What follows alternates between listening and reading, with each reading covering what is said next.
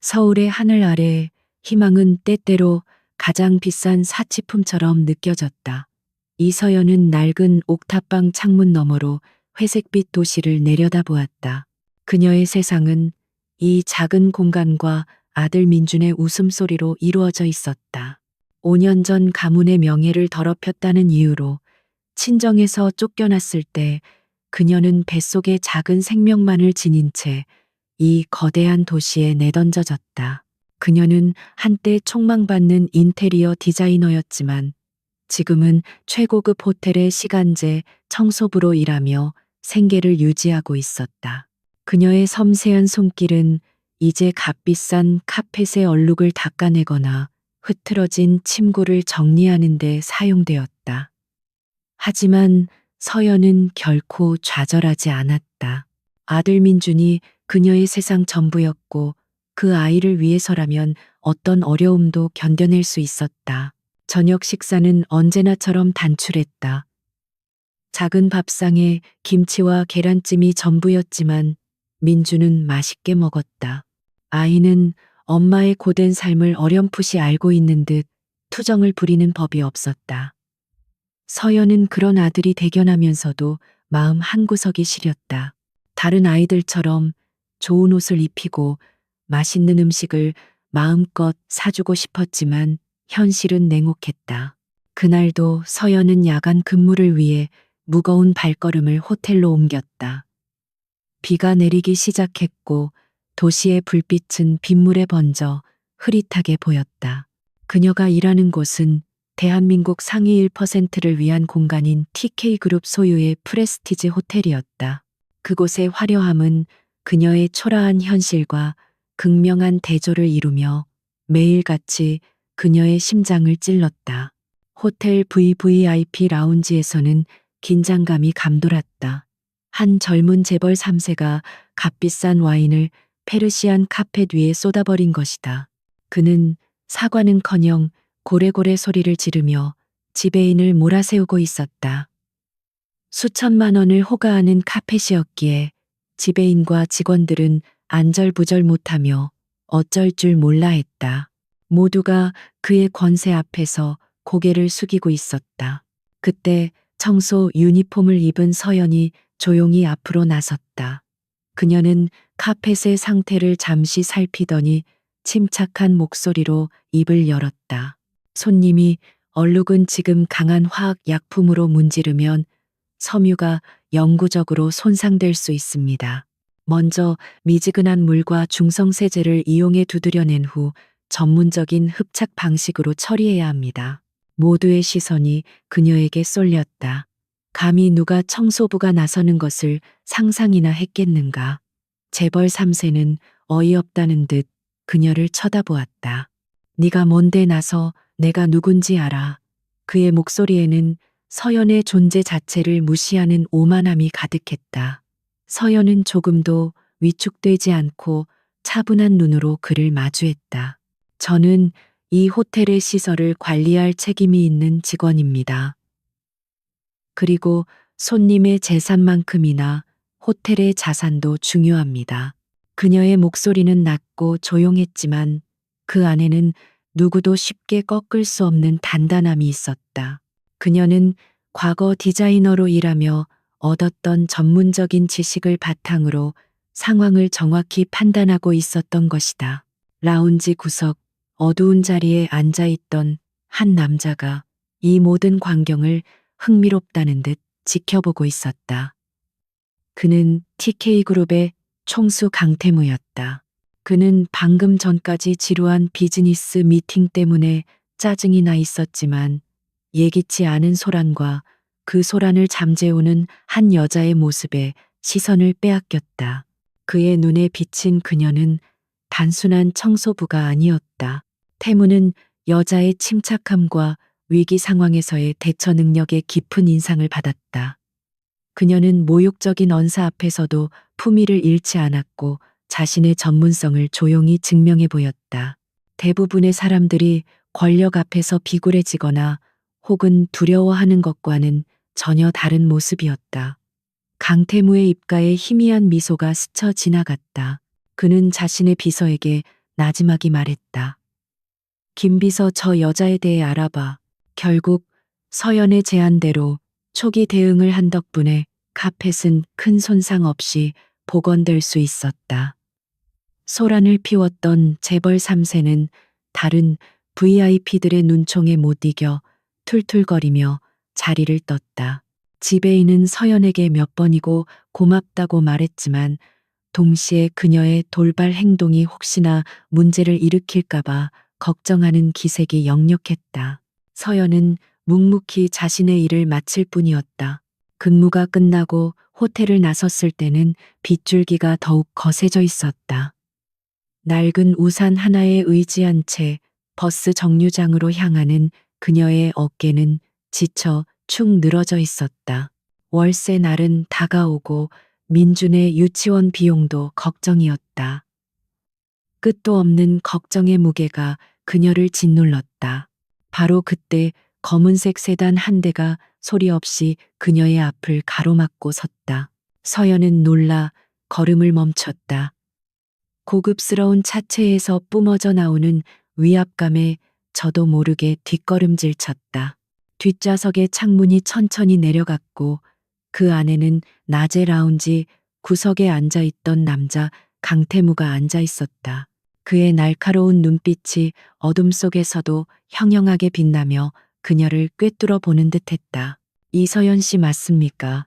그의 목소리는 차갑고 감정이 없었다. 서연은 경계심을 늦추지 않은 채 고개를 끄덕였다. 어떻게 이 남자가 자신의 이름을 알고 있는지, 왜 자신을 찾아왔는지 알 수 없었다. 수많은 의문이 머릿속을 스쳐 지나갔지만 그녀는 입을 꾹 다물고 그의 다음 말을 기다렸다. 강태무는 서두르지 않고 그녀의 반응을 살폈다. 비에 젖은 생쥐처럼 초라한 모습이었지만 그녀의 눈빛은 여전히 흐트러짐이 없었다. 그는 자신의 판단이 틀리지 않았음을 확신했다. 그는 짧은 침묵 끝에 본론을 꺼냈다. 그의 말은 폭탄처럼 서연의 고요한 세상에 떨어졌다. 나와 결혼해 주십시오. 그것은 프로포즈가 아니었다. 감정이라고는 단 한 방울도 섞이지 않은 마치 사업 제안과도 같은 통보였다. 서연은 자신의 귀를 의심했다. 이 상황 자체가 비현실적인 악몽처럼 느껴졌다. 세상에서 가장 높은 곳에 있는 남자와 가장 낮은 곳에 있는 여자. 이 터무니없는 만남의 끝에서 나온 말은 결혼이었다. 잘못 들었습니다만 서연은 간신히 목소리를 쥐어짰다. 빗소리와 심장 소리가 뒤섞여 머릿속이 윙윙거렸다. 강태무는 그녀의 혼란스러운 반응에도 전혀 동요하지 않았다. 그는 이미 그녀의 모든 것을 파악하고 있었다. 그녀의 과거, 그녀의 절박한 현재, 그리고 그녀가 절대로 거절할 수 없는 이유까지도. 이건 감정적인 제안이 아닙니다. 비즈니스입니다. 당신에게는 돈이 필요하고 나에게는 아내라는 역할이 필요합니다. 그는 서류 봉투 하나를 창문 틈으로 내밀었다. 자세한 조건은 안에 있습니다. 읽어보고 내일까지 연락 주시죠. 그의 말에는 그녀가 당연히 수락할 것이라는 오만한 확신이 담겨 있었다. 차가 미끄러지듯 떠나고 서연은 쏟아지는 빗 속에 홀로 남겨졌다. 손에 들린 묵직한 서류 봉투는 그녀의 비참한 현실만큼이나 차갑고 무거웠다. 그녀는 분노와 모멸감에 온몸을 떨었다. 하지만 동시에 봉투 안에 들어있을 조건이 어쩌면 자신과 민준을 이 지긋지긋한 절망의 구렁텅이에서 꺼내줄 유일한 동아줄일지도 모른다는 생각을 떨쳐버릴 수 없었다. 옥탑방으로 돌아온 서연은 젖은 옷도 갈아입지 못한 채 봉투를 열었다. 그 안에는 그녀가 평생 만져볼 수도 없을 액수가 적힌 계약서가 들어 있었다. 아들의 미래, 안정된 생활, 지긋지긋한 가난으로부터의 탈출. 그 대가는 그녀의 이름과 인생을 파는 것이었다. 서연은 잠든 민준의 얼굴을 내려다보았다. 아이의 평화로운 얼굴을 보자 그녀의 마음은 속절없이 흔들렸다. 그녀는 선택의 기로에 서 있었다. 자존심을 지키며 계속해서 절망과 싸울 것인가? 아니면 악마의 제안을 받아들여 아들에게 더 나은 세상을 선물할 것인가? 밤은 깊어갔고 서울의 비는 그칠 줄 몰랐다. 서연의 작은 방에서는 그녀의 고뇌 어린 한숨 소리만이 조용히 울려 퍼지고 있었다. 그녀의 결정은 이제 그녀만의 것이 아니었다. 그 제안은 모욕 그 자체였다. 밤새 서연은 분노와 무력감 사이를 오가며 한숨도 자지 못했다. 강태무라는 남자는 돈으로 그녀의 자존심과 인생을 사려 했다. 아침이 되자 그녀는 결심을 굳혔다. 아무리 비참하더라도 인간으로서의 존엄을 팔 수는 없었다. 그녀는 계약서에 적힌 비서의 번호로 전화를 걸어 단호하고 차가운 목소리로 거절의 뜻을 전했다. 전화를 끊은 뒤 잠시나마 후련함이 밀려왔다. 가난하지만 떳떳하게 살아가리라 다짐했다. 하지만 운명은 그런 그녀의 작은 다짐을 비웃기라도 하듯 가장 잔인한 방식으로 그녀를 시험대에 올렸다. 그날 오후 민준이 갑자기 뜨거운 불덩이처럼 앓기 시작했다. 아이의 숨소리가 거칠어지고 창백해진 얼굴을 본 순간 서연의 세상은 무너져 내렸다. 그녀는 아이를 업고 미친 듯이 병원으로 달렸다. 진단명은 급성 폐렴이었고 당장 입원 치료가 필요했다. 의사는 여러 검사와 값비싼 항생제 치료에 대해 설명했지만 서연의 귀에는 수백만 원에 달하는 병원비라는 단어만 맴돌았다. 그녀가 가진 전 재산을 긁어 모아도 턱없이 부족한 금액이었다. 아이의 고통스러운 신음소리가 그녀의 심장을 갈기갈기 찢었다. 절망의 끝에서 그녀는 어젯밤의 그 오만한 남자를 떠올렸다. 강태무. 그의 제안은 더 이상 모욕이 아니라 유일한 희망처럼 보였다. 자존심 따위는 아이의 생명 앞에서 먼지처럼 하찮게 느껴졌다. 서연은 떨리는 손으로 다시 한번 그의 비서에게 전화를 걸었다. 목소리는 갈라졌고 그녀는 간신히 만나고 싶다는 말을 꺼냈다. 자존심을 버리는 것은 한순간이었다. 약속 장소는 TK그룹 본사 최상층에 위치한 강태무의 집무실이었다. 도시 전체가 발 아래 펼쳐지는 압도적인 공간 속에서 서연은 자신이 얼마나 작은 존재인지를 다시 한번 실감했다. 강태무는 거대한 책상 뒤에 앉아 그녀를 무심한 눈으로 바라보고 있었다. 그의 눈빛은 마치 그녀의 모든 것을 꿰뚫어 보고 값을 매기는 듯했다. 결정이 바뀐 이유를 물어도 되겠소. 그가 먼저 입을 열었다. 그의 목소리에는 일말의 동정심도 없었다. 서연은 입술을 깨물었다. 아들의 이야기를 하며 동정을 구걸하고 싶지는 않았다. 그녀는 고개를 굳건히 들고 그의 눈을 똑바로 마주하며 말했다. 당신의 제안을 받아들이겠습니다. 하지만 조건이 있습니다. 그녀의 당당한 태도에 강태무의 눈썹이 미세하게 꿈틀했다. 그는 절박한 상황에 몰린 여자가 울며 매달릴 것이라 예상했지 협상을 시도할 것이라고는 생각하지 못했다. 그는 흥미롭다는 듯 턱을 괜 채 그녀의 말을 기다렸다. 말해보시오. 내 시간을 낭비할 만한 가치가 있는 조건이길 바라지. 서연은 밤새 수십 번도 더 읽었던 계약서를 꺼내 테이블 위에 펼쳤다. 첫째, 제 아들 민준이의 양육과 관련된 모든 결정에 대한 최종 동의권은 저에게 있어야 합니다. 당신은 법적 보호자일 뿐 아버지로서의 권리를 주장할 수 없습니다. 그녀의 목소리는 떨림없이 단호했다. 그녀는 이 계약에서 가장 중요한 것이 무엇인지 명확히 알고 있었다. 둘째, 계약 기간 동안 민준이의 이름으로 별도의 신탁 계좌를 개설해 주십시오. 계약금과는 별개로 아이의 미래를 보장할 수 있는 금액이어야 합니다. 이 계좌는 계약이 종료된 후 제가 아닌 민준이가 성인이 되었을 때 온전히 소유할 수 있어야 합니다. 그녀는 아들의 미래만큼은 완벽하게 지켜내고 싶었다. 강태무는 잠시 말이 없었다. 그는 그녀가 자신의 안위나 사치스러운 생활을 요구할 것이라 생각했다. 하지만 그녀의 모든 요구는 오직 아들을 향해 있었다. 그녀는 자신을 파는 대가로 아이의 미래를 사고 있었다. 그의 차가운 눈빛에 처음으로 이성적인 호기심이 어렸다. 그는 그녀를 다시 보게 되었다. 서연은 그의 침묵에 굴하지 않고 마지막 조건을 말했다. 셋째 계약 기간은 정확히 2년으로 합니다. 2년 후 우리는 어떤 법적 사적 관계도 없이 깨끗하게 이혼합니다. 위자료나 재산 분할은 요구하지 않겠습니다. 그때까지 당신은 제가 회장직을 안정적으로 승계할 수 있도록 돕고 저는 당신의 완벽한 아내 역할을 수행할 것입니다. 그녀의 제안은 놀라울 정도로 논리적이고 빈틈이 없었다.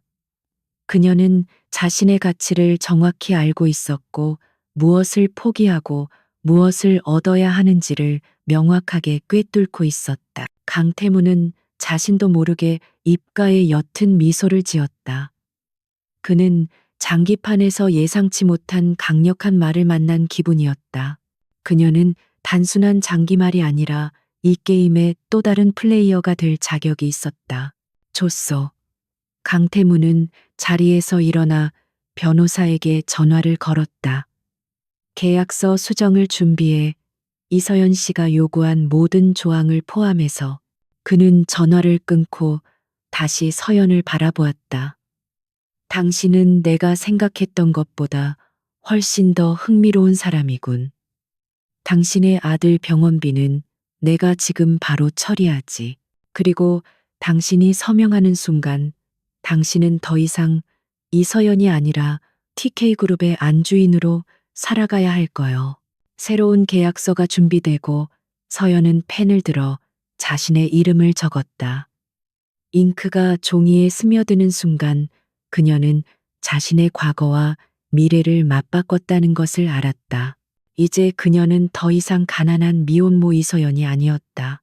그녀는 대한민국을 움직이는 거대 재벌의 아내, 화려한 세장 속에 갇힌 새가 되어야 했다. 서명을 마친 그녀가 창가로 다가가 서울의 전경을 내려다보았다.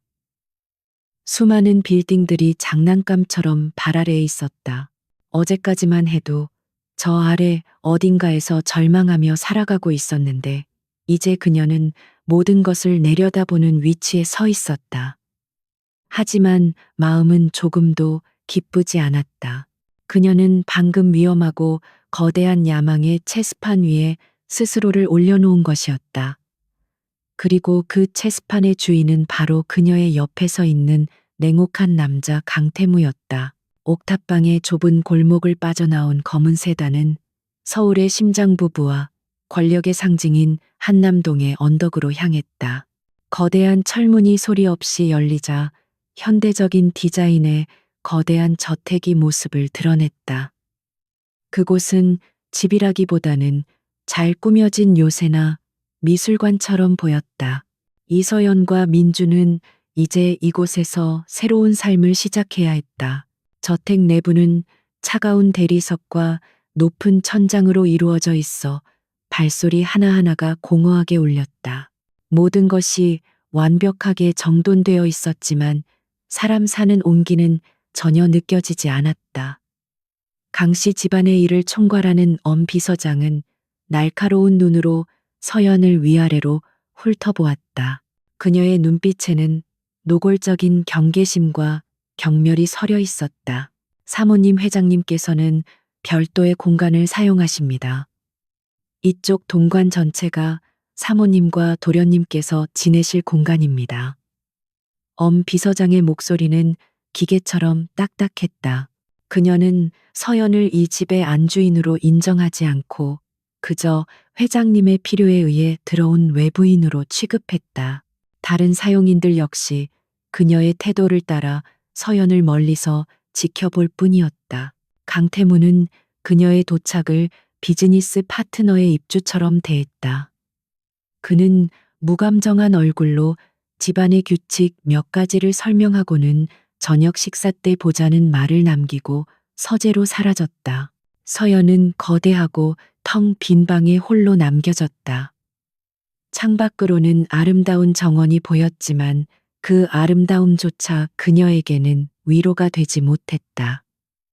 이곳은 황금으로 만든 새장이었다. 그날 저녁 서연을 위한 공식적인 첫 가족 식사 자리가 마련되었다. 길고 화려한 식탁에는 강태무와 그의 조카 하윤, 그리고 그의 가장 강력한 경쟁자인 사촌 동생 최진환 상무가 앉아 있었다. 최진환은 부드러운 미소 뒤에 날카로운 칼을 숨기고 있는 남자였다. 그는 서연을 보자마자 흥미롭다는 듯 노골적인 시선을 보냈다. 형님, 드디어 형수님을 뵙게 되는군요. 소문만 무성했는데 이렇게 미인이실 줄은 몰랐습니다. 최진화는 능글맞은 말투로 인사를 건넸다. 그의 말은 칭찬처럼 들렸지만 그 안에는 서연이 외모를 이용해 태무를 사로잡았다는 의미가 교묘하게 숨어 있었다. 태무는 아무런 반응 없이 식사에만 집중했다. 식사가 진행되는 동안 최진환의 공격은 더욱 집요해졌다. 그는 와인잔을 우아하게 돌리며 마치 아무것도 아니라는 듯 물었다. 그런데 형수님 어느 명문가 출신이신지 다들 궁금해합니다. 철옹성 같던 우리 형님의 마음을 사로잡은 분이라니 분명 대단한 가문일 거라 생각합니다만 그의 질문에 식탁에는 순간적으로 정적이 흘렀다. 이것은 명백한 함정이자 모욕이었다.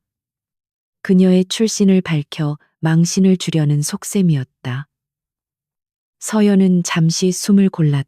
그녀는 여기서 무너지면 앞으로 이 집에서 유령처럼 살아가야 한다는 것을 직감했다. 그녀는 부드러운 미소를 지으며 최진환을 똑바로 쳐다보았다. 그녀의 눈빛은 조금도 흔들리지 않았다. 상무님께서 제게 관심을 가져주시니 영광입니다. 그녀는 우아하게 입을 열었다. 저희 집안은 대단한 명문가는 아닙니다. 그저 사람의 가치는 이름이나 배경이 아닌 그 사람의 인격과 행동으로 결정된다고 가르치는 평범한 가정이었습니다. 저는 그 가르침을 가장 큰 유산으로 생각하며 살고 있습니다. 그녀의 대답은 완벽했다. 자신의 배경을 솔직하게 인정하면서도 오히려 그것을 인격적인 가치로 승화시켜 최진환의 속물적인 질문을 무력화시켰다. 이어서 그녀는 결정타를 날렸다. 훌륭한 가문 출신이신 상무님께서도 분명 이런 기본적인 원칙에는 동의하시겠지요. 최진환의 얼굴에서 미소가 사라졌다. 그녀는 그가 공개적으로 반박할 수 없는 가치를 내세워 그의 입을 막아버린 것이다. 그가 만약 동의하지 않는다면 스스로의 인격을 부정하는 셈이 되고 동의한다면 더 이상 그녀의 출신을 문제 삼을 수 없게 된다. 그는 마른 웃음을 지으며 물론입니다. 형수님, 아주 현명하신 말씀입니다. 라고 대답할 수밖에 없었다. 식사가 끝날 때까지 최진화는 더 이상 아무 말도 하지 않았다. 강태무는 처음부터 끝까지 침묵을 지켰지만 그의 눈빛은 순간적으로 날카롭게 빛났다. 그는 자신이 선택한 말이 예상보다 훨씬 더 날카로운 발톱을 숨기고 있다는 사실을 깨달았다. 그녀는 방패막이가 아니라 함께 싸울 수 있는 전우가 될 수도 있겠다는 생각이 처음으로 들었다. 그날 밤 서연은 넓고 차가운 침대에 누워 잠을 이루지 못했다. 오늘 그녀는 첫 번째 전투에서 간신히 승리했다. 하지만 이것은 시작에 불과했다. 이 거대한 저택 안에는 눈에 보이지 않는 적들이 도사리고 있었다. 그녀는 아들 민준을 지키기 위해 그리고 자기 자신을 잃지 않기 위해 더욱 강해져야만 했다. 그녀는 더 이상 과거의 이서연이 아니었다. 이제 그녀는 TK그룹의 안주인이자 거대한 전쟁터에 뛰어든 전사였다. 계약이 체결된 후 이서연의 삶은 한편의 잘 짜인 연극처럼 흘러갔다. 강태무의 지시를 받은 엄 비서장은 마지못해 그녀에게 상류층의 생존법을 가르쳤다. 수백 명에 달하는 재계 인사들의 얼굴과 신상 정보, 복잡한 테이블 매너, 미술과 클래식에 대한 교양까지 서연은 스펀지처럼 모든 것을 흡수했다. 그녀의 놀라운 학습 능력과 차분한 태도에 엄 비서장조차 혀를 내두를 정도였다. 얼마 지나지 않아 그녀의 공식적인 데뷔 무대가 찾아왔다. TK그룹이 주최하는 자선 갈라 행사였다. 서연은 강태무의 옆에서 우아하고 기품 있는 모습으로 등장했다. 그녀는 단순히 아름다운 장식품이 아니었다. 재계 거물들과의 대화에서 그녀는 미리 학습한 정보를 바탕으로 막힘없이 대화를 이끌었고, 때로는 날카로운 통찰력을 보여주며 사람들을 놀라게 했다. 그녀의 완벽한 모습에 재계에는 강태무 회장이 숨겨진 보석을 찾아냈다는 소문이 돌기 시작했다.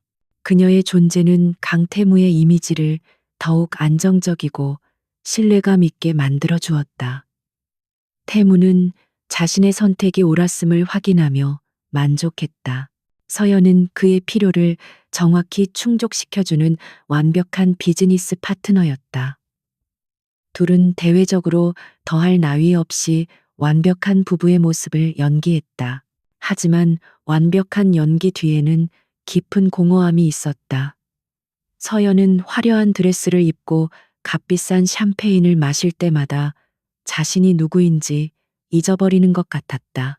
그녀는 강태무의 아내 TK그룹의 안주인이라는 이름의 인형이 되어가고 있었다.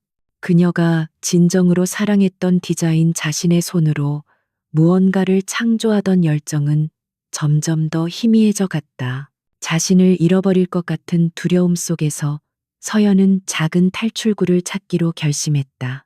그녀는 가명을 사용해 예전 동료에게 연락했고 작은 보육원의 낡은 도서관을 리모델링하는 재능 기부 프로젝트를 비밀리에 맡게 되었다. 돈을 위한 일이 아니었다. 오직 잃어버렸던 자신의 정체성을 되찾기 위한 몸부림이었다. 그녀는 모두가 잠든 밤 자신의 서재에서 몰래 디자인 작업에 몰두했다. 연필이 종이 위를 스치는 소리색을 고르고 공간을 구상하는 그 순간만큼은 온전히 자기 자신이 되는 것 같았다. 아이들이 즐겁게 책을 읽을 공간을 상상하며 그녀의 얼굴에는 오랜만에 진심 어린 미소가 피어올랐다. 이 작은 비밀은 그녀가 화려한 감옥 같은 저택에서 숨 쉴 수 있게 해주는 유일한 산소 호흡기와 같았다. 한편 서연의 성공적인 데뷔에 가장 심기가 불편했던 최진화는 비밀리에 사람을 고용해 그녀의 뒷조사를 계속하고 있었다. 하지만 공식적인 기록은 너무나 깨끗했다. 그는 사설 탐정에게 짜증을 내며 소리쳤다. 뭔가 있을 거야. 여자가 혼자 아이를 낳고 서울로 도망쳐 왔는데 아무런 추문이 없을 리가 없잖아. 아이 아버지가 누군지 왜 친정에서 쫓겨났는지 샅샅이 뒤져. 그러던 어느 날 밤 강태무는 다음 날 회의에 필요한 서류를 찾기 위해 서재로 향했다. 그러다 우연히 옆에 있는 서연의 개인 서재에서 새어나오는 불빛을 보았다. 그녀가 잠들어 있을 시간이었다. 의아하게 생각하며 조용히 문을 연 그의 눈에 들어온 것은 책상 위에 펼쳐진 수많은 스케치와 도면들이었다. 태무는 자신도 모르게 발걸음을 멈췄다. 그것은 아마추어의 낙서가 아니었다. 공간에 대한 깊은 이해, 빛과 색에 대한 탁월한 감각, 그리고 사용자인 아이들을 향한 따뜻한 배려가 담긴 완벽한 전문가의 디자인이었다.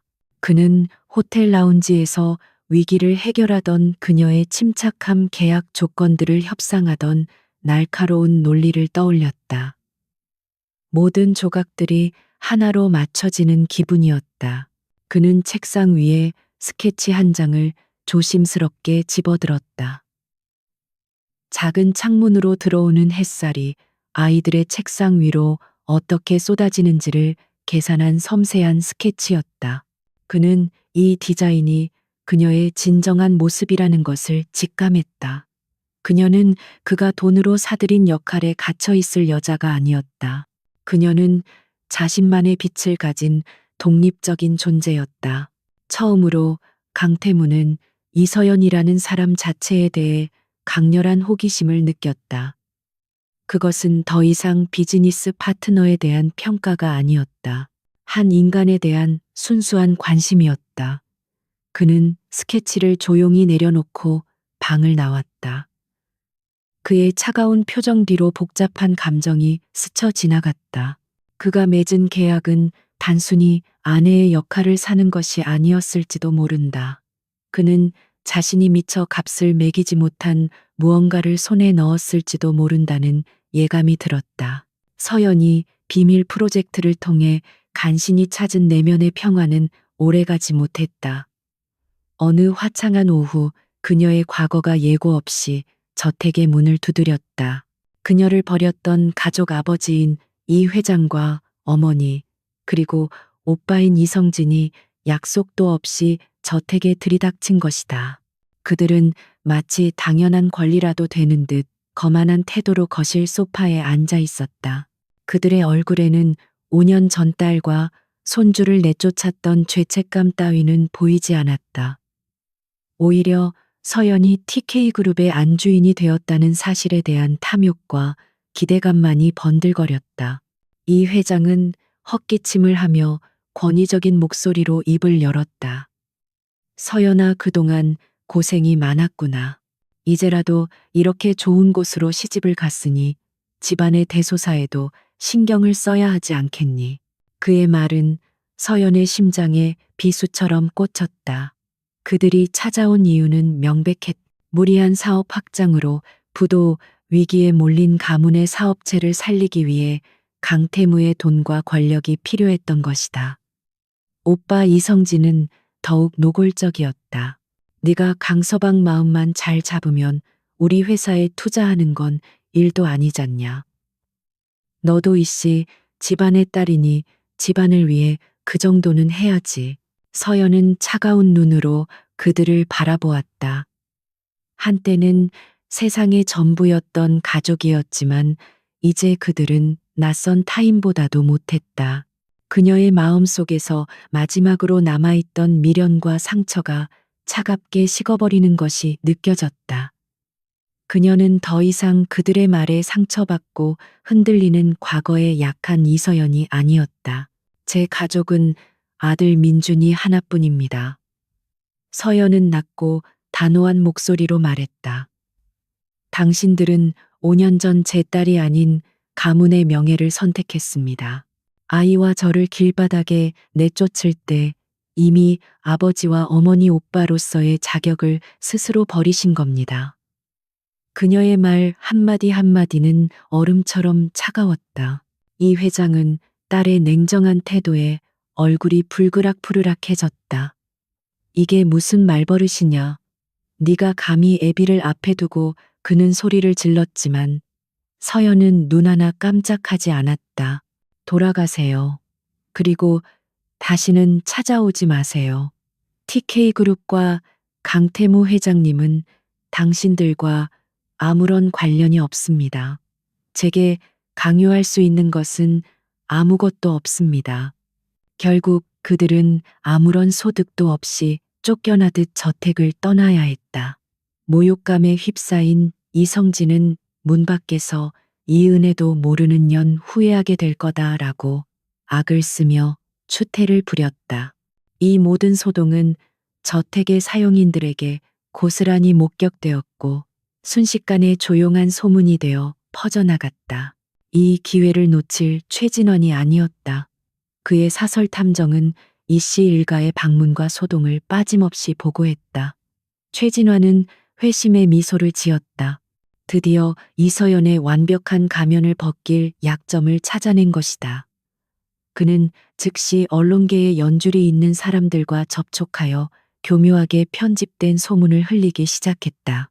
TK그룹 안주인 부도, 위기 친정 외면 하나, 재벌가 입성 후 가족 버린 냉혈한 신데렐라, 자극적인 제목의 가십들이 증권가 정보지와 익명의 온라인 커뮤니티를 통해 빠르게 퍼져나갔다. 이서연은 하루아침에 신분 상승을 위해 가족도 버리는 파렴치한 여자로 둔갑했다. 이는 강태무의 완벽한 이미지에도 흠집을 내기 시작했다. 그날 저녁 저택의 분위기는 무겁게 가라앉아 있었다. 김 비서는 강태무에게 이씨 일가의 방문과 외부에서 돌고 있는 악성 루머에 대해 보고했다. 강태무는 아무 말 없이 보고를 들었다. 그의 얼굴에는 어떤 감정도 드러나지 않아 속을 짐작할 수 없었다. 보고가 끝나고 강태무는 서재에서 홀로 창밖을 보고 있는 서연에게 다가갔다. 그녀의 어깨는 가늘게 떨리고 있었지만 그녀는 울지 않았다. 강태무는 그녀의 옆에 서서 입을 열었다. 그의 목소리는 여느 때처럼 차가웠지만 그 안에는 비난이 아닌 다른 무언가가 담겨 있었다. 이것도 당신이 말한 비즈니스의 일부인가? 그의 질문은 그녀의 대처 능력을 시험하는 것처럼 들렸다. 서연은 고개를 돌려 그를 바라보았다. 그녀의 눈은 슬픔으로 가득 차 있었지만 동시에 결코 꺾이지 않을 강한 의지가 담겨 있었다. 이것은 제가 해결해야 할 제 과거입니다. 당신의 사업에 피해가 가지 않도록 하겠습니다.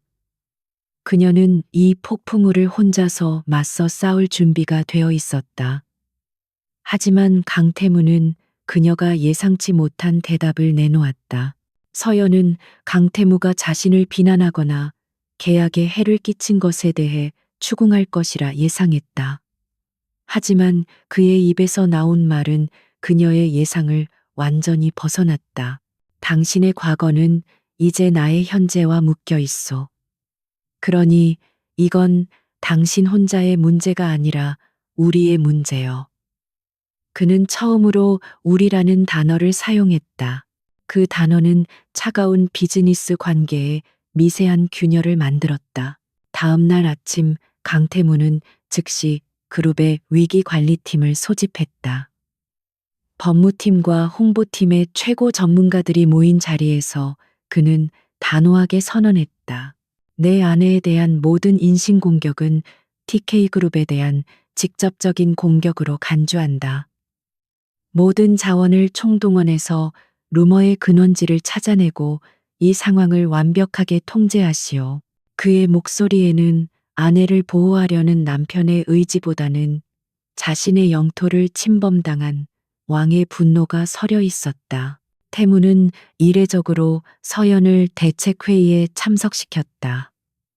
그의 팀원들은 갑자기 나타난 안주인을 의심과 호기심이 뒤섞인 눈으로 바라보았다. 홍보팀장이 동정심을 유발하는 언론 인터뷰를 제안했을 때 서연이 조용히 입을 열었다. 피해자인 척하는 것은 대중의 가십거리만 더 늘려줄 뿐입니다. 그건 하수들이나 쓰는 방법이죠. 회의실의 순간 정적이 흘렀다. 모두의 시선이 그녀에게 집중되었다. 그녀는 조금도 위축되지 않고 자신의 생각을 펼쳐나갔다. 이 진흙탕 싸움에 반응하는 대신 완전히 새로운 판을 짜야 합니다. 대중의 시선을 이 스캔들에서 완전히 다른 곳으로 돌려야 해요. 사람들이 더 흥미로워할 만한 더 긍정적인 이야기로 말입니다. 그녀가 제안한 것은 자신이 비밀리에 진행하던 보유권 도서관 리모델링 프로젝트를 공개하는 것이었다. 단순히 기부하는 모습이 아니라 그녀의 전문적인 재능이 어떻게 사회에 기여하는지를 보여주자는 전략이었다. 세상 물정 모르는 신데렐라가 아니라 따뜻한 마음을 가진 유능한 전문가라는 새로운 이미지를 구축하는 것이 그녀의 목표였다. 강태무는 그녀의 전략적인 사고에 다시 한번 감탄했다. 그녀는 감정에 휘둘리지 않고 위기를 기회로 전환할 줄 아는 통찰력을 가지고 있었다. 그는 즉시 그녀의 계획을 승인했고 TK그룹의 홍보팀은 그녀의 지휘 아래 일사불란하게 움직이기 시작했다.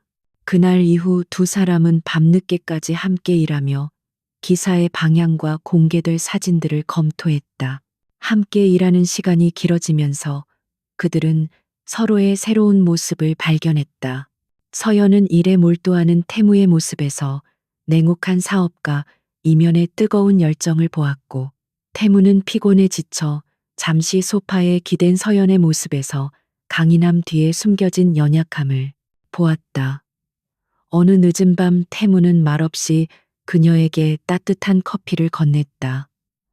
작은 배려였지만 그들 사이에 보이지 않는 벽을 조금씩 허물고 있었다. 결과는 대성공이었다. TK그룹 안주인 비밀리에 이어온 선행이라는 제목의 단독 기사가 나가자 여론은 순식간에 뒤바뀌었다. 아름다운 디자인으로 변화된 보육원 도서관과 아이들과 함께 웃고 있는 그녀의 진심 어린 모습은 대중의 마음을 움직였다. 그녀를 향한 비난은 감탄과 찬사로 바뀌었고 그녀는 순식간에 대중의 호감을 얻는 인물이 되었다. 최진화는 자신의 계략이 오히려 서연의 입지를 더욱 단단하게 만들어 주었다는 사실에 분노했지만 이미 엎질러진 물이었다. 위기는 완벽하게 수습되었다. 그날 밤 성공적인 보도가 나간 후 사무실에는 태무와 서연 단둘만이 남아 있었다. 어색하지만 편안한 침묵이 흘렀다. 고맙습니다. 서연이 먼저 침묵을 깼다. 당신을 위한 일이기도 했지만 그래도 고맙습니다. 태무는 창밖을 바라보며 나지막이 대답했다.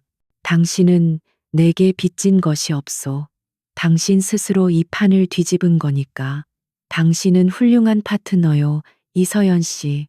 그는 처음으로 그녀를 아내나 사모님이 아닌 그녀의 이름으로 불렀다. 그 순간 그들은 더 이상 계약서상의 값과 을이 아니었다. 공동의 적을 상대로 함께 싸워 승리한 이름 없는 동맹의 파트너였다. 계약은 여전히 존재했지만 그들의 관계는 이미 계약서의 조항들을 넘어서고 있었다. 차가운 비즈니스로 시작된 관계에 예기치 못한 온기가 스며들기 시작했다. 최진화는 치밀어 오르는 분노를 참을 수 없었다. 자신이 던진 진흙은 이서연을 더럽히기는커녕 오히려 그녀를 더 단단하고 빛나는 보석으로 만들어 주었다. 대중의 찬사를 받는 그녀의 모습을 볼 때마다 그는 참을 수 없는 모욕감을 느꼈다. 이제 점잖은 방법으로 강태무를 흔들 수 없다는 것을 깨달은 그는 훨씬 더 위험하고 잔인한 계략을 꾸미기 시작했다. 그의 계획은 두 갈래로 진행되었다. 첫째는 TK그룹의 핵심 사업인 건설 부문을 공격하는 것이었다. 그는 TK건설이 시공 중인 랜드마크 타워의 하청업체 관리자를 매수했다. 그리고는 철골 구조물 자재 시험 성적서를 조작하여 TK건설이 원가 절감을 위해 기준 미달의 위험한 자재를 사용했다는 거짓 정보를 언론에 흘릴 준비를 마쳤다. 둘째는 강태무의 가장 약한 고리, 즉 그의 새로운 가족을 직접 겨냥하는 것이었다. 그는 사람을 시켜 서연과 민준이 이용하는 차량에 은밀한 조작을 가했다. 브레이크 오일이 서서히 유출되도록 만들어 결정적인 순간에 제동장치가 말을 듣지 않게 하는 것이었다. 완벽한 사고로 위장할 수 있는 악랄하고 비겁한 수법이었다. 며칠 후 서연이 민준을 유치원에서 데리고 돌아오는 길이었다. 평화로운 오후 민준은 차 안에서 새로 배운 동요를 즐겁게 부르고 있었다. 내리막길에 접어들어 운전기사가 브레이크를 밟는 순간 그의 얼굴이 하얗게 질렸다. 페달은 스펀지처럼 쑥 들어갈 뿐 차의 속도는 전혀 줄어들지 않았다. 사모님 브레이크가 말을 듣지 않습니다. 운전기사의 다급한 외침에 서연의 심장이 쿵 내려앉았다. 차는 끔찍한 속도로 교차로를 향해 돌진하고 있었다. 그녀의 머릿속은 새하얗게 변했지만 본능적으로 아들 민준을 품에 끌어안고 자신의 몸으로 감쌌다. 민준아 꽉 잡아 그녀의 비명 섞인 목소리가 차 안을 울렸다. 베테랑 운전기사는 필사적으로 핸들을 조작해 다른 차들을 피하며 도로 옆 공사장 가림막을 들이받고서야 겨우 차를 멈춰 세웠다. 굉음과 함께 차체가 격렬하게 흔들렸다. 충격은 엄청났지만 다행히 서연과 민주는 큰 부상 없이 타박상에 그쳤다. 하지만 민주는 극심한 공포에 질려 울음을 터뜨렸고 서연은 아들을 달래면서도 온몸을 사시나무처럼 떨었다. 같은 시각 강태무는 긴급 이사회를 주재하고 있었다. 바로 그때 모든 임원들의 휴대폰에 긴급 속보 알림이 울렸다. TK건설 랜드마크 타워의 불량 자재 사용 의혹, 안전성 논란 확산. 회의장은 순식간에 아수라장이 되었다. 주가가 폭락하고 그룹의 신뢰도가 뿌리째 흔들릴 수 있는 최악의 스캔들이었다. 강태무가 차갑게 상황을 통제하려던 바로 그 순간 김 비서가 거의 울상이 된 얼굴로 뛰어들어와 그의 귀에 속삭였다. 회장님 사모님과 도련님께서 타신 차량에 사고가 있었습니다. 그 순간 강태무의 세상이 멈췄다. 수천억 원의 손실이 오가는 사업 위기 앞에서도 흔들리지 않던 그의 눈동자가 처음으로 공포에 휩싸여 격렬하게 흔들렸다. 그에게 사업은 언제든 되찾을 수 있는 것이었지만 가족은 아니었다. 그가 계약으로 맺은 가짜 가족이 어느새 그의 가장 중요한 일부가 되어버렸다는 사실을 그는 그제야 깨달았다. 회의는 중단한다. 당장 그는 얼음장 같은 목소리로 명령을 내리고는 미친 듯이 회의실을 뛰쳐나갔다. 병원에 도착했을 때 그는 응급실 한쪽에서 멍한 얼굴로 잠든 민준을 끌어안고 있는 서연을 발견했다. 그녀의 얼굴과 팔에는 극힌 상처와 멍이 들어 있었지만 그녀는 오직 아들의 상태만을 살피고 있었다. 그 모습을 본 순간 강태무는 심장을 누군가 맨손으로 움켜쥐는 듯한 격렬한 통증과 분노를 느꼈다. 그는 조용히 다가가 그녀의 옆에 섰다. 아무 말도 하지 않았지만 그의 눈은 이글거리는 분노로 타오르고 있었다. 그는 잠든 민준의 뺨을 조심스럽게 쓸어주었다. 가늘게 떨리는 그의 손끝이 그의 혼란스러운 감정을 대변해주고 있었다. 이것은 단순한 사고가 아니었다. 최진환 그놈이 꾸민 짓이라는 것을 직감했다. 최진환은 건드리지 말아야 할 것을 건드렸다. 이것은 더 이상 경영권을 둘러싼 암투가 아니었다. 자신의 가족을 위협한 자에 대한 처절한 응징을 예고하는 전쟁의 서막이었다. 강태무는 서연과 민준을 자신의 등 뒤로 숨기듯 그들 앞을 막아서며 조용히 하지만 얼음보다 차가운 목소리로 맹세했다. 대가를 치르게 해주겠다고. 아주 혹독한 대가를. 사고의 충격으로 민준은 밤새 앓았다. 서연은 아들의 곁을 한시도 떠나지 않고 지켰지만 그녀의 머릿속은 그 어느 때보다 차갑고 명료하게 움직이고 있었다. 두려움은 이미 차가운 분노로 변해 있었다. 그녀는 더 이상 최진환의 계략에 수동적으로 당하는 피해자가 되기를 거부했다.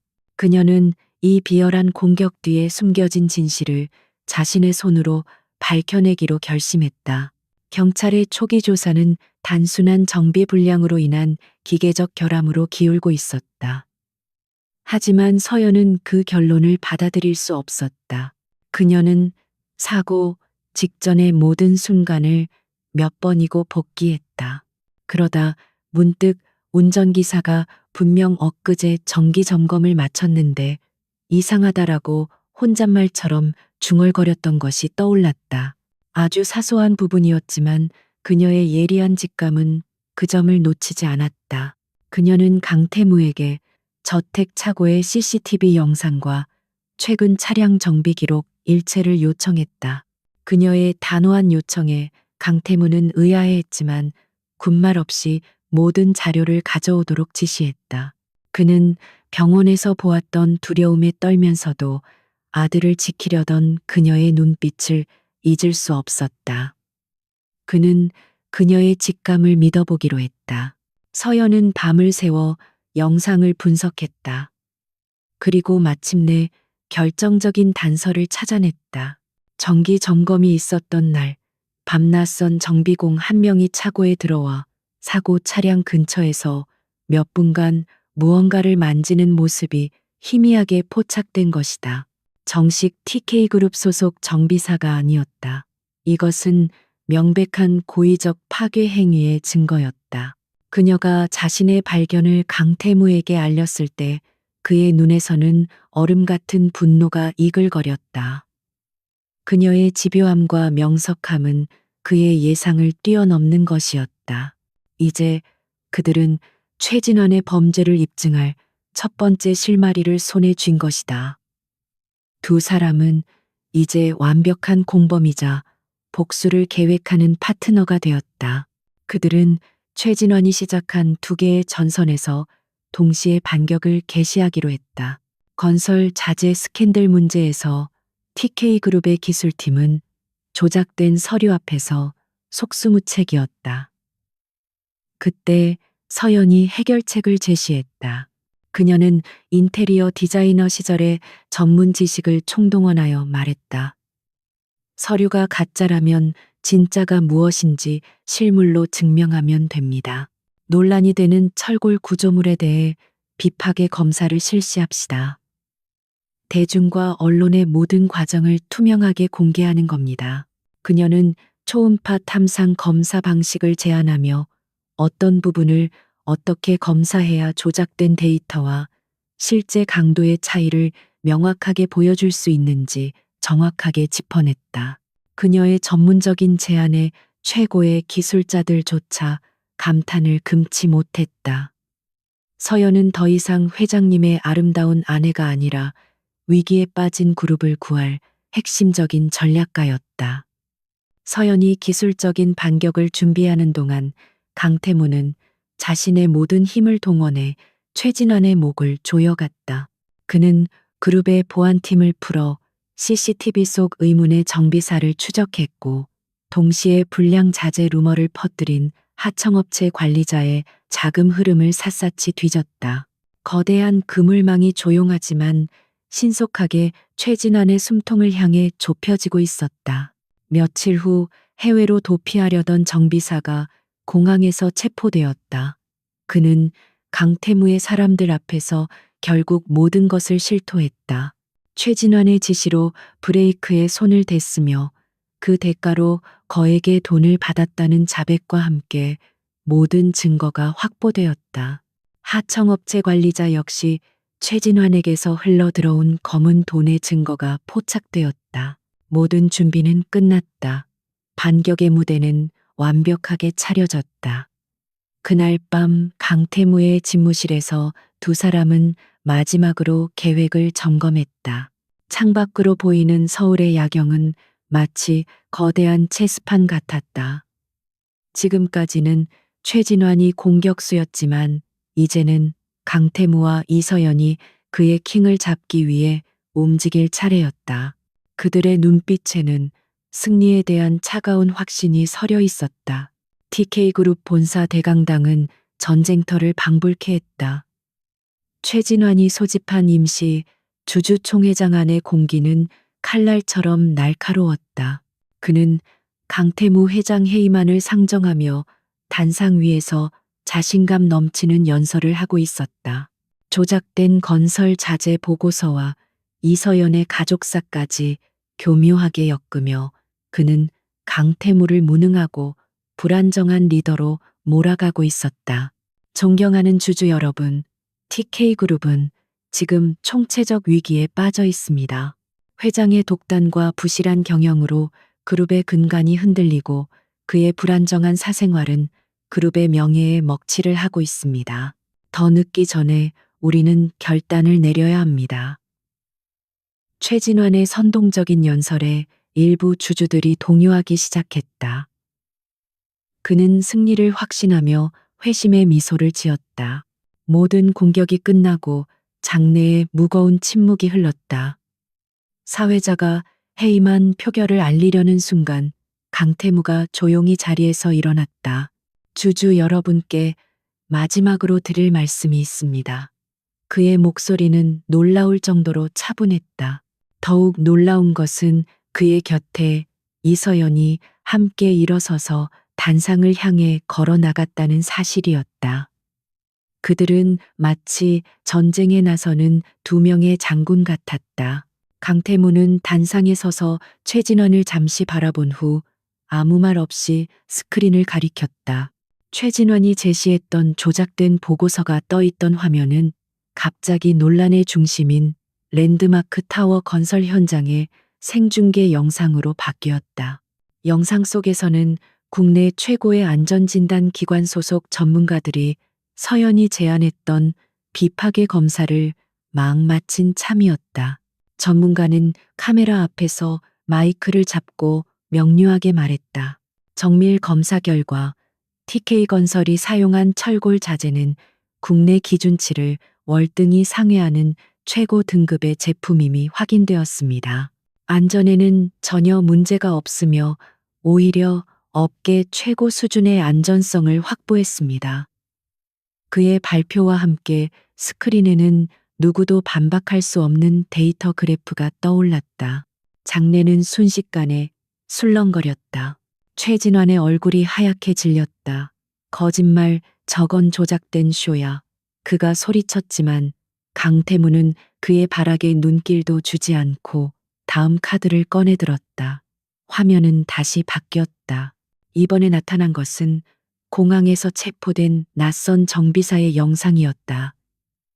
영상 속에서 그는 울면서 모든 것을 자백하고 있었다. 최진원 상무님의 지시를 받았습니다. 회장님 차량의 브레이크에 손을 대라고 했습니다. 돈을 받고 살인 미수나 다름없는 짓을 저질렀습니다. 죄송합니다.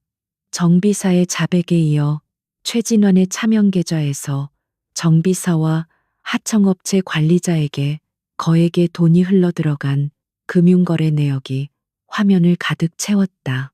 이제 모든 것이 끝났다. 최진환은 더 이상 아무 말도 하지 못하고 부들부들 떨기만 했다. 바로 그 순간 대강당의 뒷문이 열리며 검사들과 수사관들이 들이닥쳤다. 그들은 망연자실한 표정의 최진원에게 곧장 걸어가 차가운 목소리로 말했다. 최진원 씨 살인 교사, 업무상, 배임, 증거 위조 등의 혐의로 긴급 체포합니다. 수갑이 채워져 끌려나가는 최진환의 비참한 모습을 배경으로 강태무는 다시 마이크를 잡았다. 그의 목소리는 강하고 힘이 있었다. TK그룹은 어떤 위협에도 흔들리지 않을 것입니다.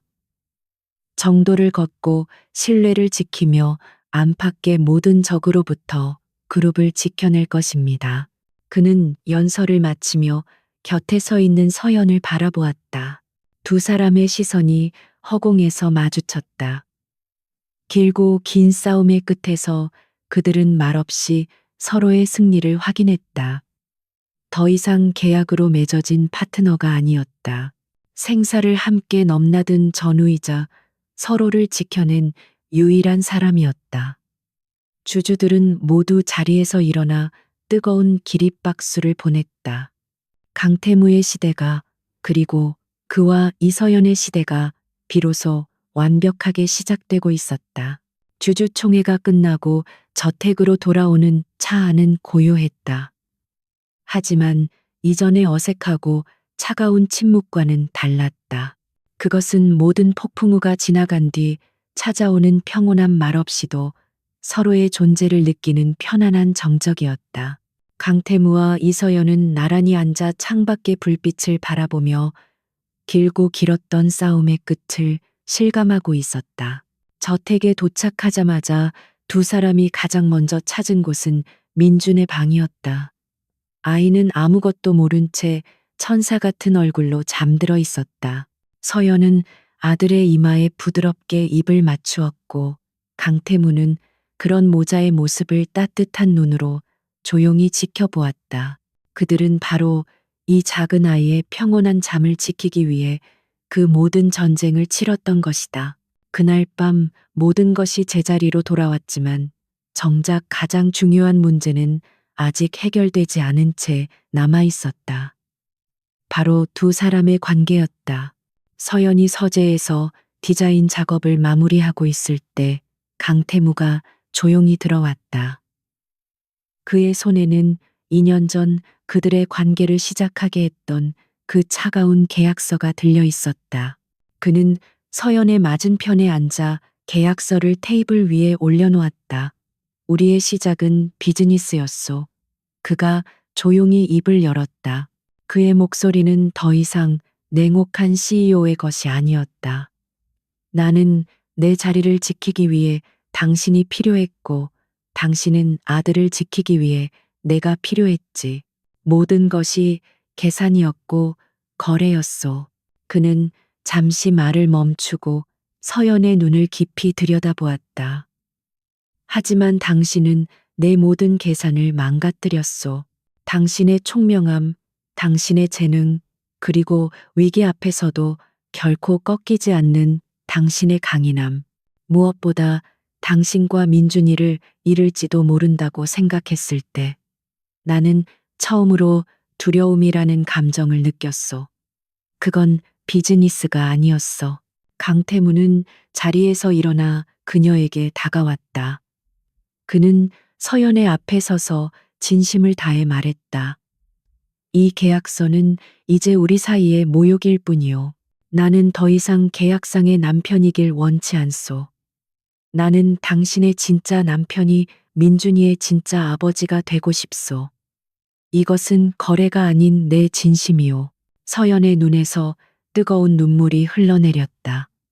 그녀 역시 언제부터인가 이 차가운 남자의 외로움을 보았고 그의 단단한 등 뒤에 숨겨진 따뜻함을 느꼈다. 그가 자신과 아들을 지키기 위해 모든 것을 걸었을 때 그녀의 마음도 이미 그에게로 향하고 있었다. 그녀는 조용히 고개를 끄덕였다. 말은 필요 없었다. 두 사람은 함께 테이블 위에 놓인 계약서를 집어들었다. 그리고 망설임 없이 그것을 반으로 찢었다.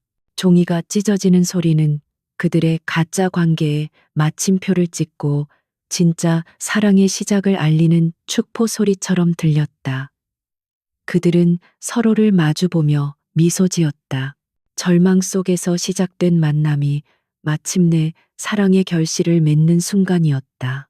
1년 후 한남동의 그 차가웠던 저택은 이제 아이의 웃음소리와 따뜻한 온기로 가득 차 있었다.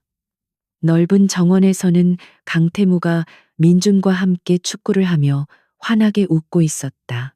민준은 이제 그를 어색한 아저씨가 아닌 아빠라고 부르며 따랐다. 서연은 자신의 이름을 건 디자인 스튜디오를 열어 성공적인 커리어 우먼으로 다시 태어났다. 그녀는 테라스에 서서 사랑하는 두 남자의 모습을 행복하게 바라보았다. 그때 태무가 그녀를 발견하고 손을 흔들었다. 그의 미소는 더 이상 계산적이거나 차갑지 않았다. 오직 한 여자만을 향한 깊은 사랑과 신뢰가 담겨 있었다. 서연도 그를 향해 환하게 웃어 보였다. 가족에게 버림받고 절망의 끝에서 시작했던 그녀의 삶은 이제 사랑이라는 이름 아래 완벽한 행복을 찾았다.